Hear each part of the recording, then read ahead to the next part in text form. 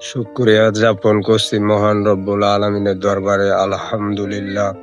মানবতা মুক্তির দূত যিনি, সৃষ্টি না হলে সৃষ্টি হতো না, পাহাড় পর্বত নদী নালা সৃষ্টি হতেন না আপনি আমি। ওই নবীজির রওজায় দুরূদ শরীফ পড়ি সাল্লাল্লাহু আলাইহি ওয়াসাল্লাম। আমি তিনটা বিষয়ে কথা বলতে চাই। এক নম্বরে আমি বলতে চাই আসলে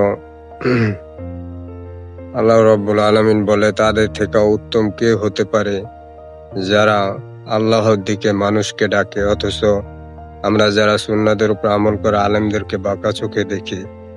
আর 2 নম্বরে আল্লাহ তাআলা কোরআনে বলেন, আমাকে যদি কেউ বেশি ভয় করে তো আলেমরা ভয় করে।